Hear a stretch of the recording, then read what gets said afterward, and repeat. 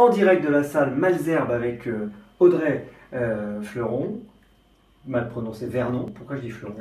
Je dis n'importe quoi, mais c'est pas grave, on est dans les conditions du direct, j'ai pas le droit de m'arrêter. Audrey, je suis désolé. Vous savez pourquoi? J'ai pensé à Audrey Fleuron. Je sais pas pourquoi d'un seul coup. Et c'est Audrey Vernon, bien sûr. Donc Audrey, ravi de vous retrouver. Vous connaissez un peu le principe? Bon, bah c'est parfait. Là, on est parfait. Un numéro, donc, entre 1 et 30. 25. Le 25. Nous tombons sur les selfies ratés.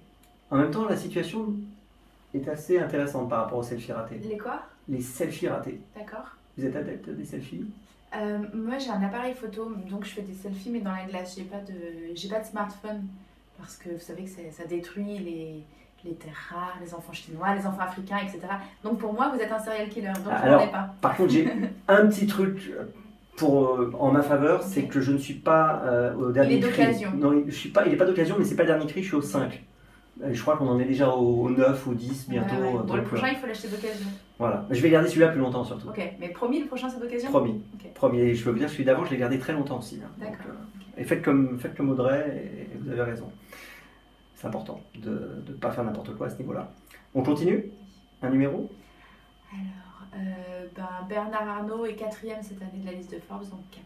Le numéro 4. L'élévation du débat. Ouh, ça c'est un gros sujet ça. Ouais. C'est quelque chose qui est important pour vous, l'élévation du débat? Ah oui, dernièrement je suis allée faire une conférence sur Karl Marx à Normal Sup et j'ai pas tout compris et je me suis dit ah c'est formidable qu'il y ait encore des endroits comme ça. Bon, je pense à Normal Sup, mais je pense aux universités et tout ça, aux grandes écoles. Et aux écoles, je me dis c'est super qu'il y ait des endroits où encore il y a une exigence intellectuelle très très forte. Et voilà, je me dis que les milliardaires, en ne payant pas d'impôts, ne financent plus les écoles et les universités. Et ils sont en train de détruire une forme d'intelligence. Et je leur en veux beaucoup parce que c'est vrai qu'au théâtre, c'est super quand les spectateurs voient à peu près tous de quoi on parle, qu'on a le même socle commun de culture. Par exemple, dernièrement, j'ai écrit un spectacle où il y a beaucoup de Phèdre dedans. Et il y a des producteurs qui m'ont dit que Phèdre, c'était clivant. Alors que pour moi, Phèdre, c'était la culture populaire. Mais je me rends compte que malheureusement, c'est de moins en moins la culture populaire et c'est de plus en plus une culture élitiste. En tout cas, ce que je vois, c'est que l'élévation du débat avec vous, ça va vite et c'est plutôt une bonne chose d'ailleurs.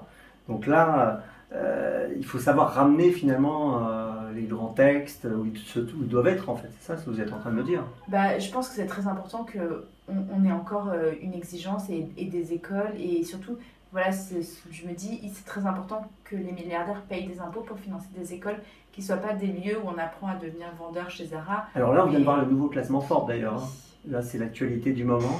Alors qu'on a une entrée, on salue la personne qui arrive et qui apparaît dans la glace. Salut Baptiste, voilà. Vous l'apercevez sûrement. Oui, le nouveau classement Forbes. Alors ça, c'est votre sujet de prédilection. Je ne vais pas rentrer dedans tout de suite, mais il y a un truc important, c'est le passage des 100 milliards, pardon. Oui, 100 millions, oui, Jeff j'en suis Bezos loin. d'Amazon qui a passé la barre des 100 milliards, qui est numéro 1 mondial cette année. Donc ça, c'est la grosse... c'est une surprise ou pas? C'est une surprise, ouais, vraiment? C'est une surprise. Enfin, on savait qu'il était bien placé, mais voilà, c'est quand même assez étonnant. Quelqu'un qui est au-dessus des lois, qui ne paye pas d'impôts. Il y a des gens chez Amazon qui ont des conditions de travail absolument atroces. Et voilà, ce type-là est première fortune mondiale, donc c'est plutôt choquant. Un autre numéro? Alors, je vais prendre Larry Ellison, le PDG d'Oracle, le 10e. Le 10e, numéro 10, les manteaux pour chiens. Les manteaux pour chiens, aucun intérêt, je m'en fous. Un autre numéro. 19. Le 19. Bon, en tout cas, on est entre sérieux et déconne, hein, c'est bien. Ah, c'est bien. Bah écoutez, je fais un compte en mangeant sur les chiens. Les chiens qui aboient en permanence. Rien à faire. On dégage aussi. Okay. Un autre numéro? 30. Le 30. Ah, ça c'est l'actualité du moment. Les supporters en fin de match. Les supporters en fin de match. Ah bon, c'est quoi l'actualité du moment? Il y a eu un match PSG Real de Madrid pour ceux qui aiment récemment. C'est un truc qui vous intéresse, le foot? Je suis marseillaise, donc j'ai quand même un bon niveau en foot, ouais. D'accord. Et qu'est-ce qui s'est passé? Vous jouez au foot? Non. D'accord. Vous regardez de temps en temps? Oui. D'accord. Vous avez suivi l'épisode Neymar, tout ça? Oui. D'accord. Ah oui, quand même, vous avez suivi. Oui, oui. Et alors, par rapport à vos sujets de prédilection, l'argent dans le foot? C'est des petites fortunes. Pour moi, c'est vraiment, c'est pas pauvre, mais ça reste prolétaire. C'est-à-dire, c'est quand même des gens qui vivent de leur travail. C'est eux qui sont sur le terrain, qui courent après le ballon. Et voilà, donc je les épouserai pas. D'accord. Ouais. Oh, vous voulez épouser un milliardaire. Ouais, moi je vais épouser quelqu'un qui vit du travail des autres. Très bien, c'est clair et net. Attention, c'est le moment du coup de cœur ou de la promo. Vous voulez faire un promo ou coup de cœur? Comment vous le sentez? Ah bah je vais faire une promo alors. Allez-y. Le 5 mai 2018, je vais jouer Marx et Jenny, mon spectacle sur la correspondance entre Marx et Engels, à la Maison des Métallos à Paris. Et c'est une date qui me tient à cœur parce que ce sera le jour de l'anniversaire des 200 ans de Karl Marx. Parce qu'il est né le 5 mai 1818. Alors voilà, j'ai eu beaucoup de mal à convaincre une salle je les ai suppliés, j'aurais dit mais il faut que je joue le 5 mai 2018, je veux être sur scène pour l'anniversaire de Karl, etc. Et voilà, donc la Maison des Métallos, c'est le 5 mai 2018 à Paris, à 19h. Et voilà, je crois que je vais pleurer.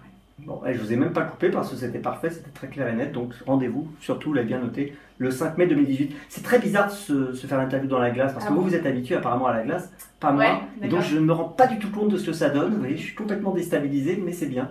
C'est ça qui est intéressant, la déstabilisation quand même. Ouais. Alors attention, vous savez ce que c'est maintenant, Audrey? C'est ça qui est bien. C'est le mot de la fin. Alors là, la caméra peut s'approcher de la glace ou de vous, je sais pas. Et on est en mode voilà, on y va, hop.